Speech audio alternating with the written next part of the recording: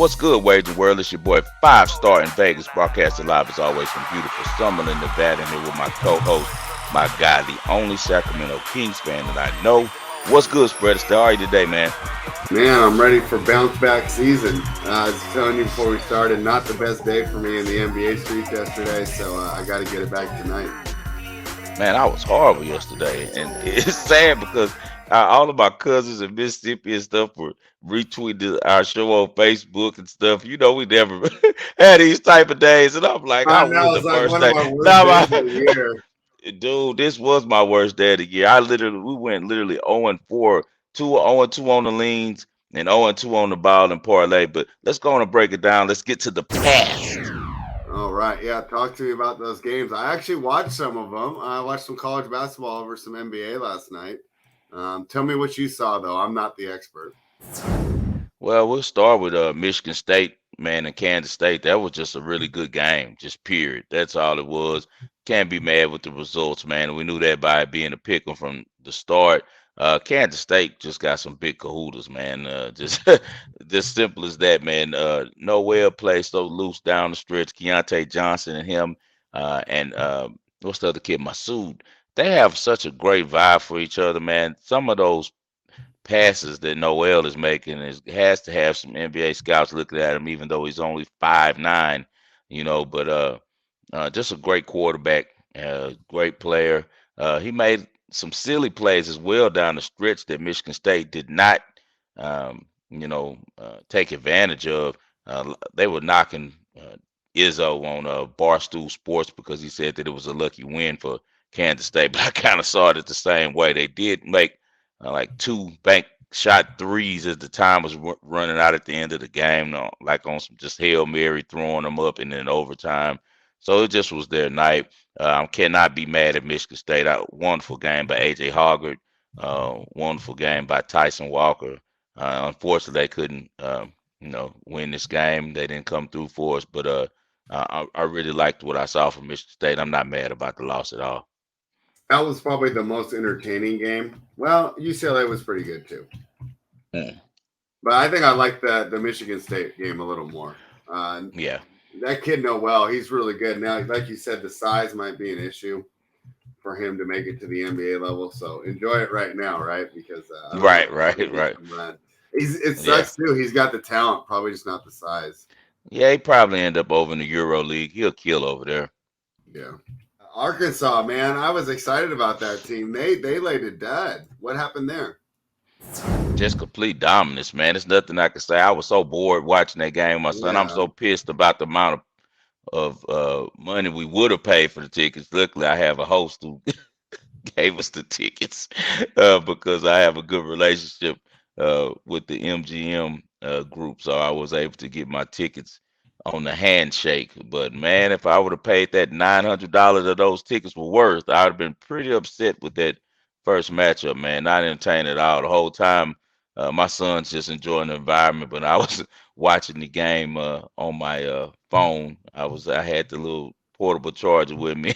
I'm screaming and yelling watching the Michigan State game. Arkansas fans are thinking I'm going for UConn, so they're looking at me frowning up. I'm like, hey man, I'm going for you guys too. Like, so it ended up where we didn't win that, but it was just a bad cap at all, overall by me because UConn has been dominant, man. They got lost in the sauce like a lot of these teams where they went through a period where they didn't play good ball, and it kind of makes you forget how they played at the beginning of the year. I like to judge these teams by November and March. It seems like the teams that are really good in November are usually good in March because you get their full complement of players, everyone's healthy, and they're playing top-notch competition. UConn went to the Field Night Invitational that Field Night from Nike has every year up in Oregon, and they dominated, man. They blew out Oregon, which was at home for that game. They blew out Alabama and Iowa State, two really good tournament teams. Alabama's the number one overall seed, and they beat the brakes off Alabama. I remember that game vividly. So UConn is underrated. Watch UConn, man. All right. Hey, you in Tennessee? Yep. What'd you think there? I didn't really have too many eyes on that game. I watched it from the tip to the end. I was able to catch the first half on Tennessee. Unfortunately for you guys on the Ball and Parlay, I gave the whole game. And what I did is I fell for what the books thrive on. Overreaction. We just saw Tennessee handle Duke, which was red hot, playing really well with a lot of talent, and they were able to bottle them up. But that was one of the few times that Tennessee has made shots all year. I've been fading Tennessee all season. I didn't look at the whole book. I just, was looking at the chapter, and the last chapter they looked really good. But overall, if you looked at the book, Tennessee was not a good team this year, especially offensively. They play good defense, but basketball, you have to score points. You have to put the ball in the basket, and they have a problem doing that. And their defense could only keep FAU down so long. FAU's been the best team actually in the country all season. They have the most wins. They play really well together. I overlooked the fact that they have their guard players outstanding. And what is March all about? Me as a lifelong college basketball fan and a guy who's been betting it the last 20 years. This time it's always about the teams that are hot, 3-point shooting, and point guard play. And that's why Kansas State is around right now with Marquise Noel as his point guard play. And also Florida Atlantic, they have outstanding guard play. They have multiple guards who are combo guards who can go from point to two guards, and they're really well at shooting the ball from deep and just running the offense and playing well together. They've been, like I said, they have the most wins in the season out of all the Division One teams. And that 4.5 should have told me I fell for the trick, man. And I bet that one like a rookie, man. And I apologize to the viewers. We're gonna pick it back up and get it all back today. What did you think of UCLA last night? Outstanding game, man. It's nothing. I can't be mad at UCLA. They were undermanned. Adeem Bona did not play, which is the freshman of the year in the Pac-12, the stalwart of their defense. As I told you, they were missing the defensive player of the year on the wing. He has a Achilles problem, so they were shorthanded. And Gonzaga, I forgot about the type of recruits they get over there. Strother is one of those guys, man. He's right here from Vegas. He was a star locally, and he got a chance to come back home and shoot a dagger through the hearts of the Bruins fans. UCLA fan base was at least three-fourths of that stadium, man. And by the middle of the second half, they were quiet. They were raising a lot of hell in the first half because another game that I took first half UCLA, I split it. I usually do that. I take the favorite or the team that I'm riding with the first half and for the game in these situations to cover myself in case they get ahead early. While I still have the good number and I didn't miss that free win.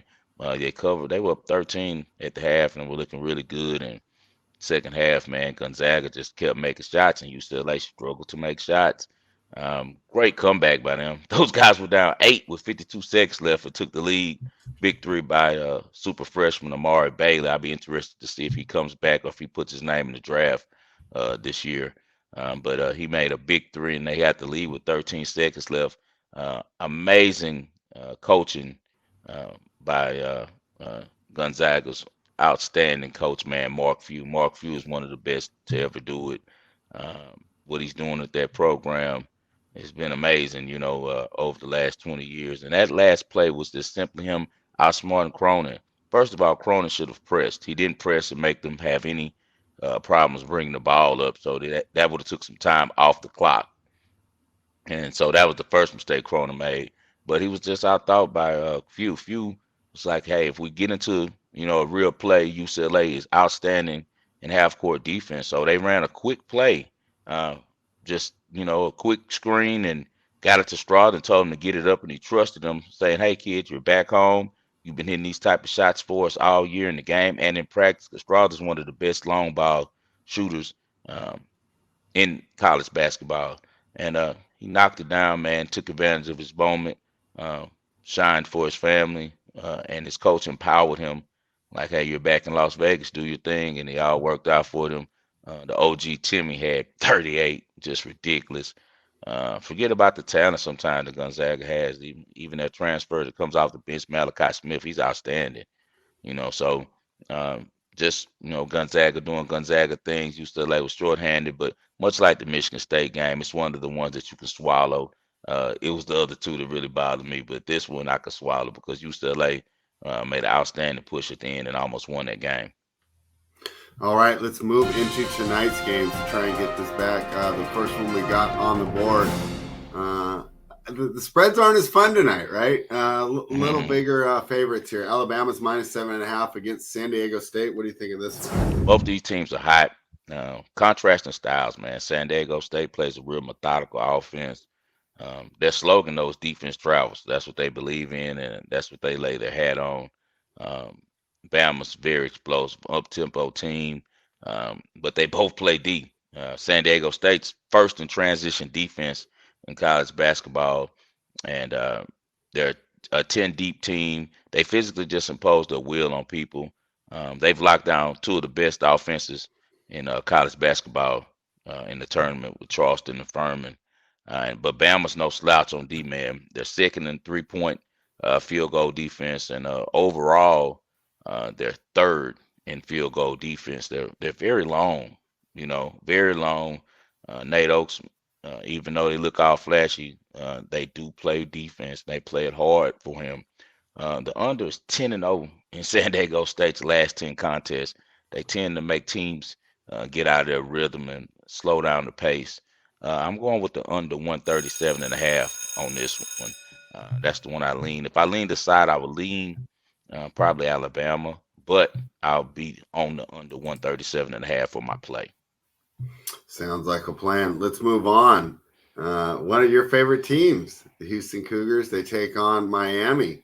Miami's Yes. sneaky athletic, man. But I thought that about Arkansas too, right? So Yeah. what do we see here? Yeah, man. Over my right shoulder, I have the Miami Hurricane Dunks. But tonight they're gonna get dunked on, man. They're legit, very talented team, but UH is just different, man. And they hear the chatter that everyone's saying that they're really every game they're picked to lose. So initially, when I saw this game, was thinking like, man, Miami is really good to be catching this amount of points. But then I said, let me step back from this and not make the mistake I made last night. And let me look at this as what are the books attempted to accomplish. And I think that they're attempting to accomplish getting us on Miami side. I think that Miami is going to have hell on the boards with UH. I think UH gets a lot of second opportunities on the offensive glass. And I think they dominate the defensive glass. And I think much like Auburn, as the game wears on, they really put the locks down and get into Miami. Miami has some outstanding guard play. Wong is outstanding. They have a couple transfers and Nigel Pack and another kid. I can't remember his name right now, but he's a real good player, number 11 for Miami. I just think that the size and the strength of UH um, dominates them, and I think that Sasser, each game and each day that he gets off is a little bit more healthier. I expect a big game for him and Shiad. And I think UH takes off at the end and wins by double digits. So I'm going with Houston minus 7.5 on this one. We got a number 15 seed in the Sweet 16, but they're catching 10 points. Princeton takes on Creighton. How do you see that one turning out? Much like I told you about UConn, Creighton was outstanding in November. They were one of the best teams in the country. Then they had an injury to their dual guy at center. Kalkbrenner got hurt. They kind of had a small little dive, but now they're getting back and they're hitting strides at the perfect time. They were so impressive in Maui. They made it to the finals where they lost by 2 points to Arizona.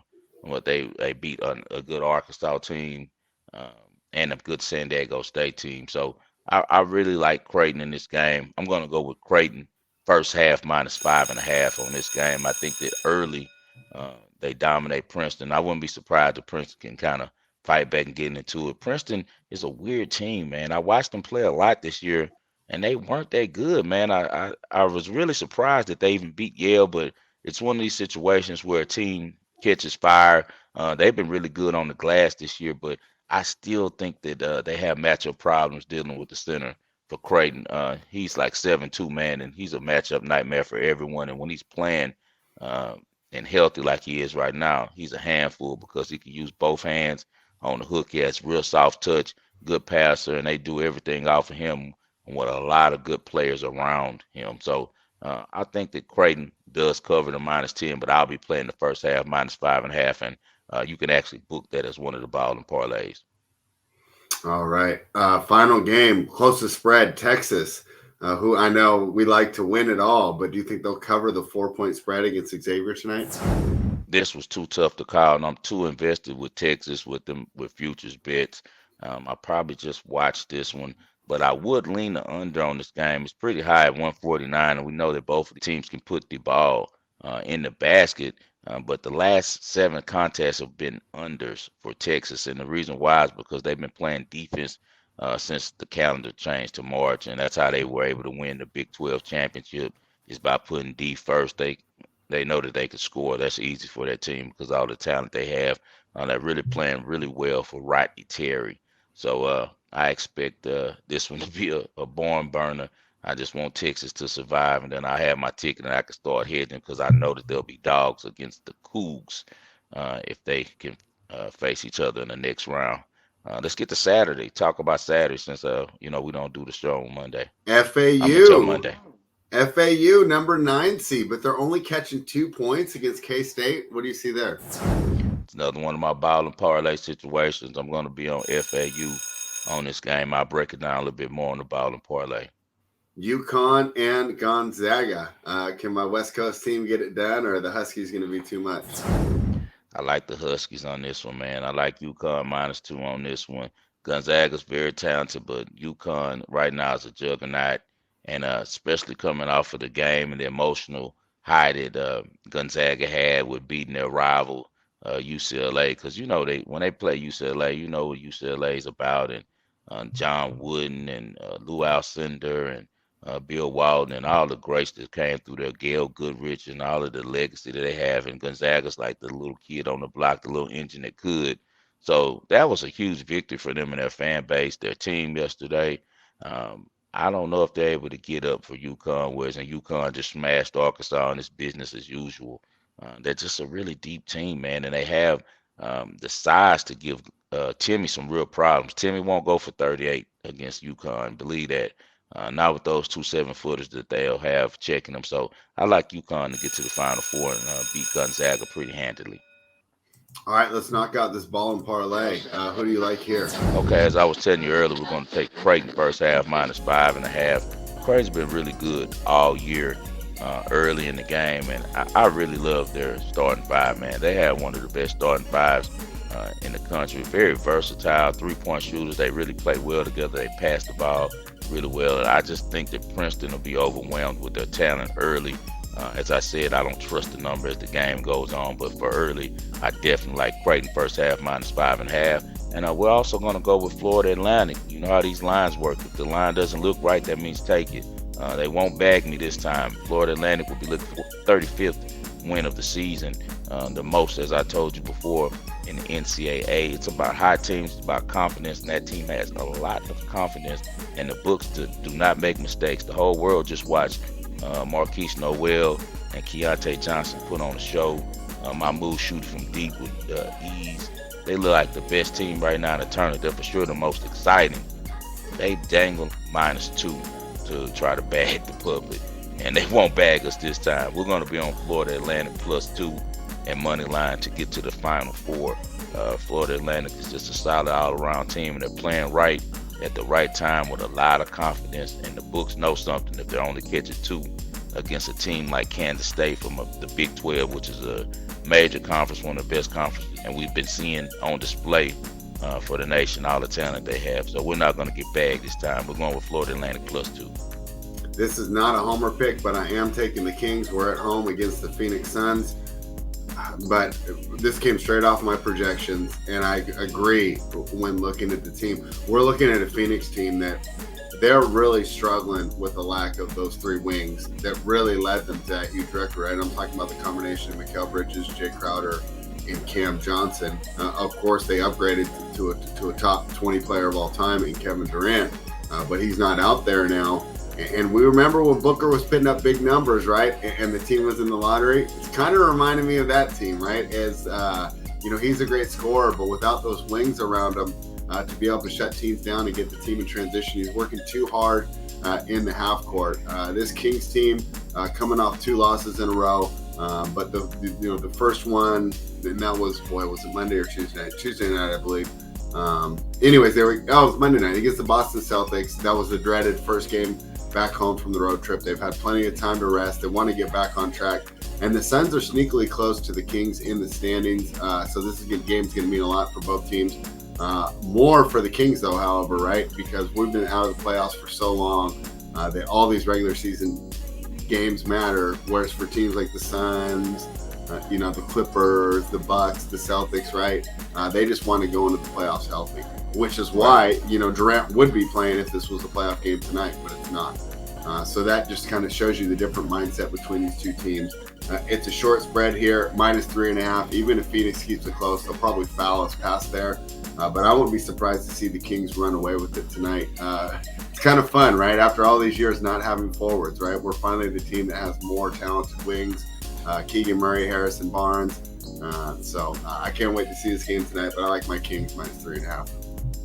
All right, so spread's going with the Kings -3.5 tonight against the Phoenix Suns. And as I told you, I'll be rocking with Creighton first half -5.5 against Princeton tonight.